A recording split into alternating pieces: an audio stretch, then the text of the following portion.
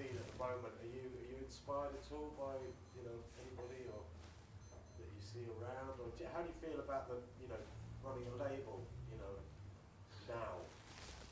Well, certainly the two very different questions. I think I'm very inspired by music that's coming out. I think, contrary to popular belief, the music scene is really healthy. I think there's some incredible music being made, maybe better than ever. But I think the problem is we'll never hear most of it because the music business is in such a mess. Well, the world is in such a mess, but the music business is so fractured and such a messy kind of thing to get a head around. Where do you start? I think the model is so messed up, and it must be very confusing. What is the model now of the industry? 'Cause it's still not changed that much. You sort of look at tech industries. It works in San Francisco and Seattle.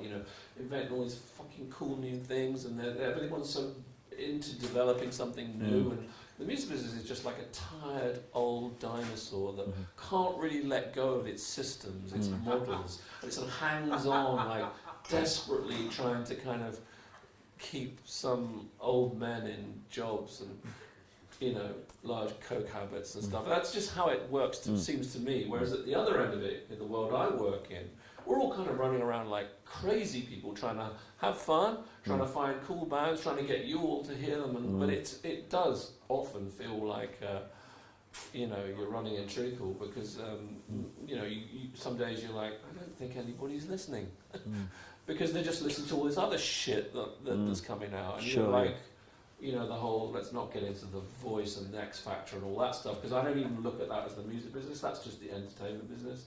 It's got to do with music. Nothing. Go to gigs. Yeah, well that's it, and that is a beautiful thing that's come out, is that there's a lot more DIY stuff going on.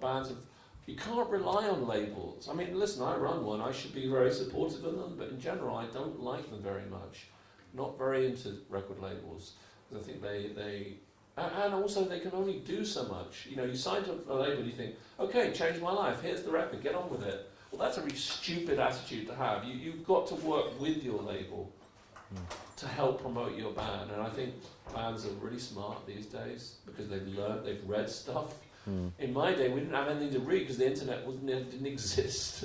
We just had word of mouth.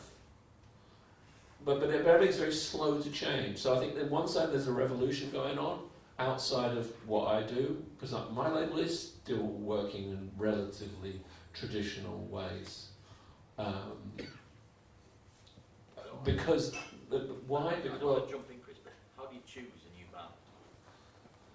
What do you best choose a new band? Just like, does it blow me away? Really? I mean, it sounds pretty obvious, but what I don't know anything about is what's popular, what sells, or what's like cool or something. I just don't know that stuff because I don't care, and I don't read it, and I don't care about sales. I don't even know what anything sells. I know Fleet Foxes sold 1 million because someone told me and gave us a disc, but I don't follow each week the sales figures. I get sent them, but I never open it. I don't want to know because I'd probably be upset.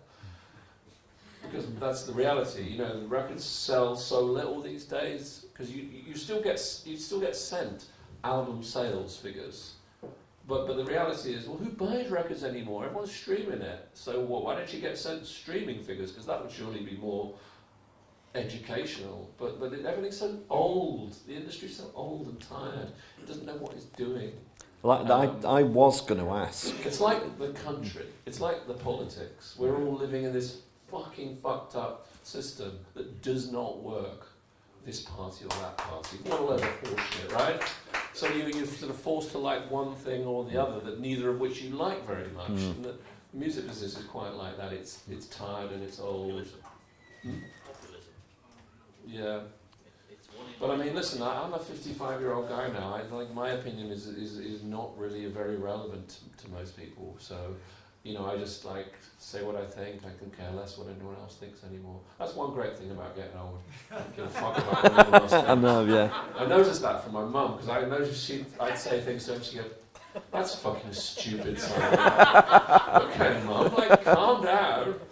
People, but you get older, you just lose that kind of, I suppose I better say that, which is nice. I mean, I was gonna use the word A&Ring, and then I stopped myself because of what I know about the label, and what I know is that the music that you released really I can really connect to it. It's very, very real. But so A&R is the wrong word, and well, it is the word that exists. But, of course, it's but like but a it's not. curation of sorts. Yeah, but it? yeah, and there has to be an ego involved. Yeah. And that's the other interesting. Well, there's part got to be a subjective experience involved, which from what I understand about your label, from the music that you release, you really, really love that stuff. But at the end of the day, you have to make a decision whether to sign something, and that's. The decisions are harder Okay. Right now because you just have to look at the finances for a second. Sure, yeah. Let's say a band needs 10 grand to make a record, right? We'll just hypothesize for a moment. I give them 10 grand to make a record. Not a huge amount of money in the pantheon of recording funds, but let's say, well, it doesn't matter what the number is, because I'll tell you in a minute. There's 10 grand to make the record, right? Then the band want to come over if they're American. They want to come over and play. How do they get over here? No one knows them, so who's going to pay? Well, I have to pay. So flights, hotels, a van, petrol, tour manager, sound man, another 10 grand, right? Least, yeah. So that's 20. And then I've got to make the record. So that's 5 grand to manufacture some vinyl and some CDs. Then I've got to have someone do the press and the radio. That's another 5. So there's 30 grand just gone. We haven't got a record yet, by the way. You haven't heard it yet, but I've just spent 30 grand. Yeah. Right? Yeah. I do that 10 times, that's 300 grand. Yeah. If one of those bands sells 10,000 copies, I'm still 250 grand in the shitter. Yeah. Absolutely. So you have to sort of understand the numbers. Of course, yeah. Because obviously you can only get it wrong so many times. And if you get it wrong lots of times, you're out of business. Of course. And you've lost a load of money. Absolutely. Unless you've just got pockets of lined with gold, and that's not something that anyone's going to do. So you'd have to be quite mad to be doing this as a business. It's not a business model that really makes any sense. But it is the only thing I really know how to do now. Although we'll get onto that next bit later. But if there is a later, I don't even know what time we can stop whenever we can stop when people start walking out and we're So what I'm just trying to say is that the numbers are relevant to a point. But I mean, I cannot stop myself from signing something that I absolutely love it, unless I don't like the people or the people around the people. And that's the other bit that I've learned the hard way. I've signed many bands that I just thought were incredible. Then when I got to know them, or met the manager, or whatever, or realised that the team of people that they put around them were just not my kind of people, and were just assholes, which is quite often. Right.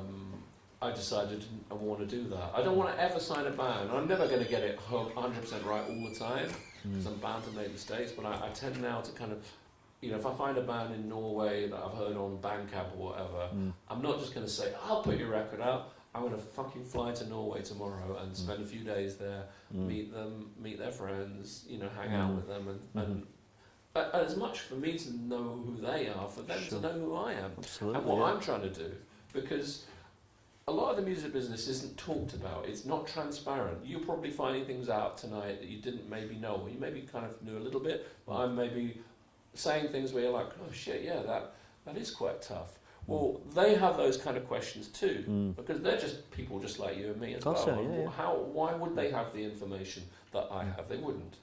So I say to them, chances are you're going to sell absolutely no records at all, right? It doesn't matter how fucking good you are. You may well sell no records at all, but I think your guys are amazing, and I'll do everything I can to spread the word and help. it might take 3 or 4 albums before anyone pays any attention. Might take more. John Grant took him a lot longer, didn't it? Yeah, absolutely, yeah. But we stuck with the fella, he stuck with us, and after 98, 2010, 12 years, he finally got the success that he deserved. Absolutely, yeah. And that is a good, that is a good example to cite to other bands, to say, look, this isn't like sign to Bell Union, make £1 million. Because if you look at the Fleet Foxes story, you might think, well, that's a cool label. We're going to be huge. That's a one-off. That's a massive one-off. The reality is, sign to a label. Doesn't matter whether it's Bell Union, XL may be different. Bell Union or Rough Trade or Heavenly or whatever, and it will just take as long as it takes. But if you care about what you do, and you would be doing it anyway, whether I was involved or not. That's the person I want to know. But because I'm not going to change your life myself. You are going to change your life. You know, you're the artist. It's got to be all about you. Are you the fucking best live band out there? If not, well, become it then.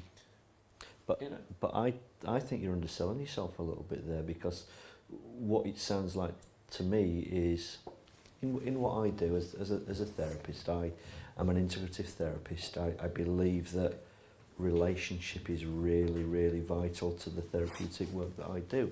And you sound like it's exactly the same. So it's not just about them, it's actually about it's about the symbiosis between it's you. totally about because to stick with a recording artist for 12 years, being the label that you are, and to stick with some of those other artists who don't sell very, very many records is that's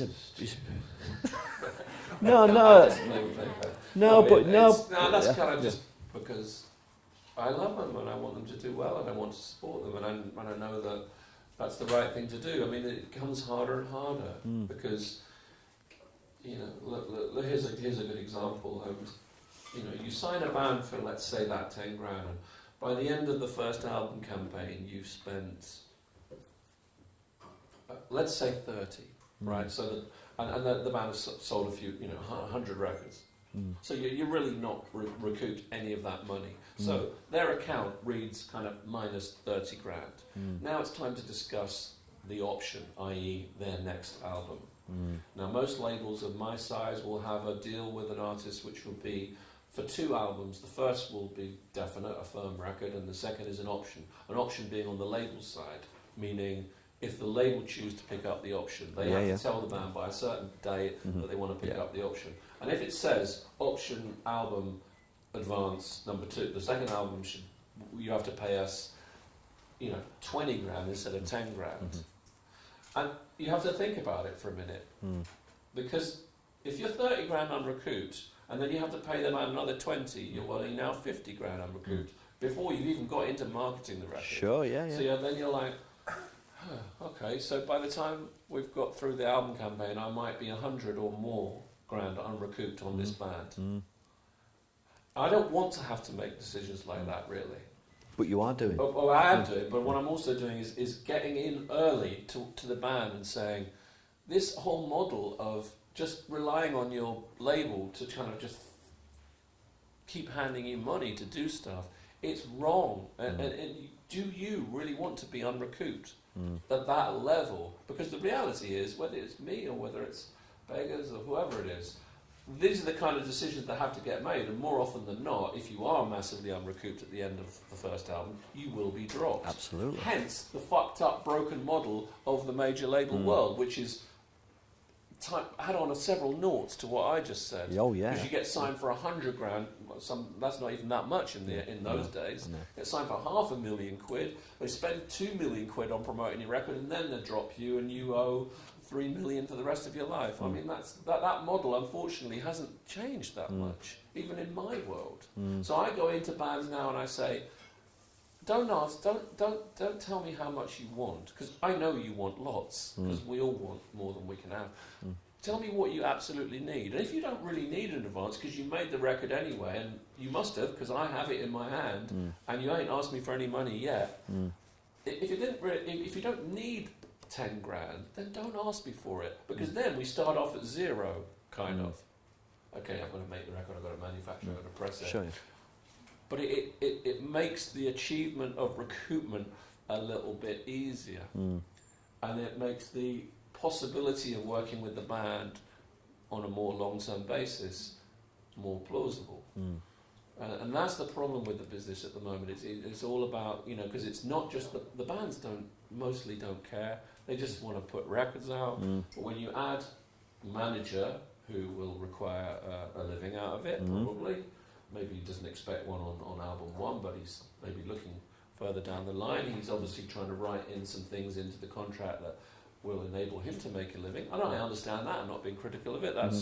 But it's just the reality of the whole thing. And I have to just be brutally honest with the bands. I say, look, you're not going to necessarily like what I'm about to tell you, but I feel an obligation to say that this is how it will most likely be. Now, if we get to the end of that conversation and then the contract all works out and you're happy and I'm happy and you understand that this is how it is, let's crack on and have fun with it. Because if you can't have fun with it, then you really shouldn't be doing it. We talk about all this stuff as if it's like gloom and doom, but actually the reality of the music business is massively good fun if you are just really straightforward about things and you have a good system. And I think I have a pretty good system. Are you still having fun with it then? Oh yeah, I love what I do. I've got the best job. I mean, really. But there is a big but in this, because I got to a point, like about 2 years ago, when I felt happy with the label. I am happy with the label, massively. Who wouldn't be?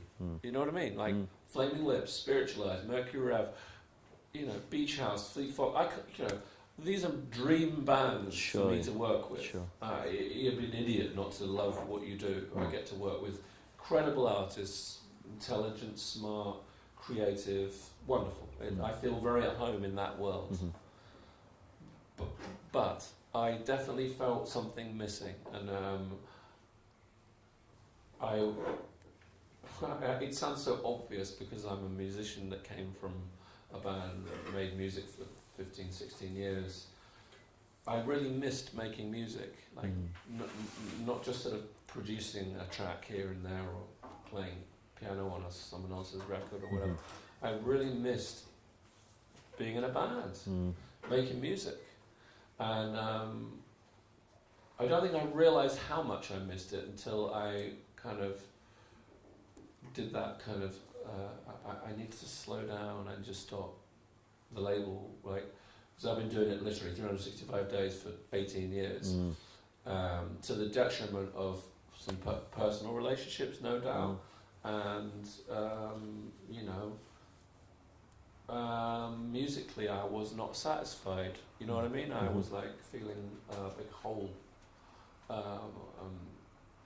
So I had to work out and be honest with myself why that was. And I think it was because I hadn't really got over the breakup of the Cocteau Twins. And I know that sounds so stupid because it's so long ago. Not at all, no. But I kept thinking every time I thought I need to make music, but it's not going to be as good as that, is it? That was my sort of brain answering my hope. This little thing would squash my hope. No, it's not going to be as good. No singer is going to be as good as Elizabeth. I mean, that's in many ways that's true, but you can't compare things.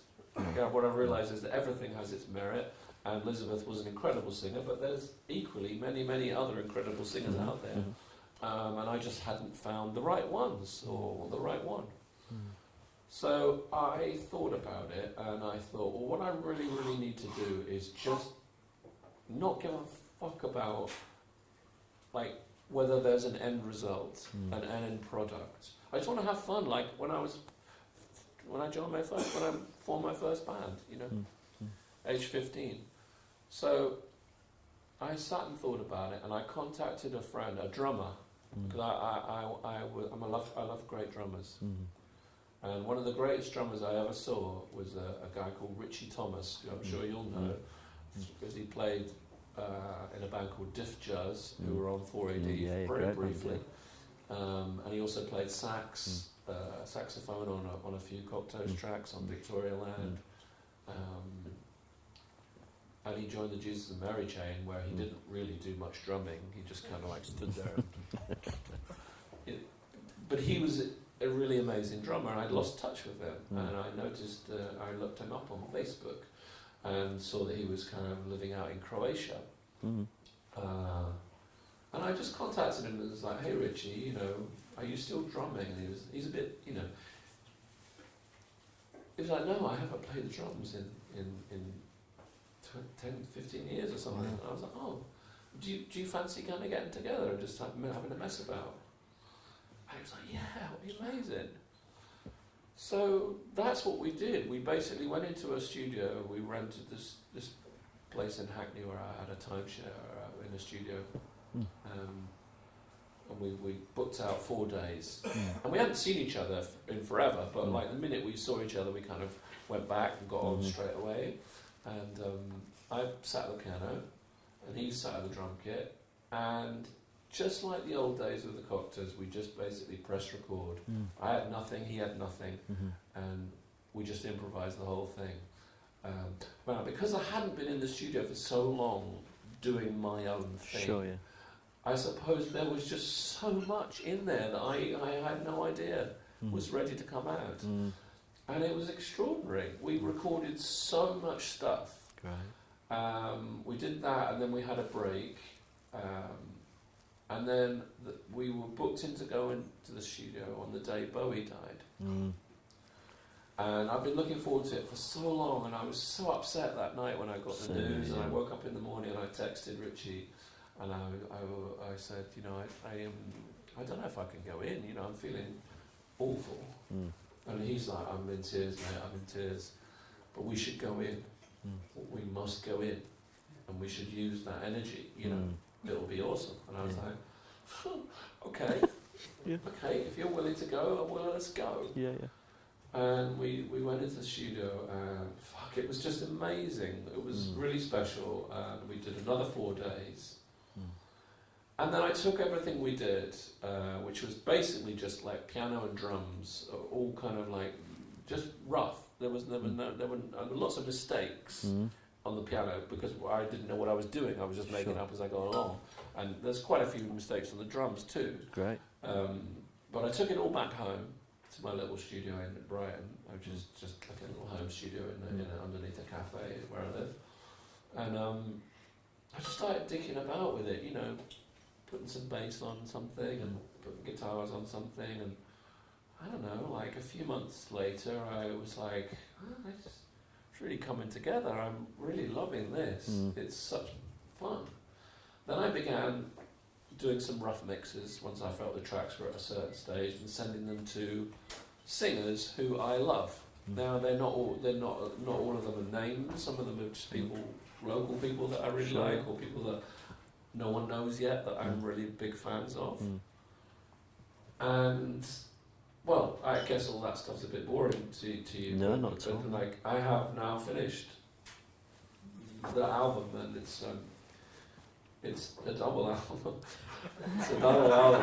I didn't stop when I got to 10. I'm surprised. I'm surprised it's not 10 tracks, and it's or at least three. It's should be a triple album. It's taken me the record took a while, but it's taken me even longer to work out the track listing. And you know, to start with, I was going to be like, there's no way we can just come out of nowhere and land a double album on people. No one will listen to it. It's too long, and people haven't got time to listen to a 30-minute record, let alone an hour-long one. I said, let's do volume 1 and volume 2. So we'll do 1, and then a bit later on we'll do 2. But I liked all the tracks so much because I'm still so excited about it, because it's new and I haven't done this for so long, and I spent put so much of my heart into this record. There's not anything on it that I don't really feel excited about. So the idea of like these ones going on some crappy EP that no one will listen to, or an album that won't be out for ages, I couldn't deal with that. Yeah. So I said to everyone in the office, I said, I know you'll hate me, but I would change my mind again. It's going to have to be a double record. And they were all like, no, that's exactly the right thing to do. Great. So there you have it. The band's called Lost Horizons. But the band is just me and Richie, the drummer. When's it coming out? It'll probably come out in October this year, and I'll probably start putting some music out like over the next couple of months. Are you going to tour it? I would love to tour it. I mean, how the hell we would do it, I don't know, because I don't even know how to play everything on it. Because, as I say, it's all made up on the spur of the moment. It's all improvised, and even like the guitar tunings and stuff like that, which I'm not very smart, you know. Like I go in the studio because I have limited time because I have this other life where I run a label and I manage a couple of artists. And I have a wife that I love very much, and I have a record shop and a dog, and I only have a limited amount of time to be in the studio making music. So when I'm in there, I don't think about, oh, I must write down the fact that this tuning is really fucking weird. Because I don't really play guitar like a normal person plays it. I kind of just play it so that I tune it so I like the sound of the tuning, and I don't know what any of the notes are, but I'm just a bit mad with that. But I just record it and then I throw the guitar down and go home. But I don't write down. Then I come in the studio and detune it into something else. So I've got no idea how I made any of these noises. So the concept of going on tour will be strange because I have to go back, work out what the hell I was playing. That might take me about 4 years. And then probably have to show it how someone. I might just give the whole record to someone else and just go, can you work it out? Because I can't fucking be bothered. I've already done my bit. No, I don't know what I'll do. I don't know. The band will have to be. Or you could just improvise it live. Well, that would be fun. Yeah? That's actually a really good idea. Thank you for that. Brilliant. Can you tell us about your dog? My dog? Yeah. Oh, I want to know about your dog. I have a 10-month Labrador puppy. His name's Bodie. He's a red fox Labrador. And look, we lost our last Labrador a couple of years ago, and we were not going to get another dog. I'm not a dog person. If you are a dog person and you've lost a dog, you will know that it's the worst fucking thing. Awful. It's horrible. It's like losing a member of the family. It is. Take it out on the beach for it. Well, yeah, of course I do. Yeah, yeah. Take it out on the beach every day. Get swims in the sea and all that kind of stuff that dogs do. Yeah, yeah.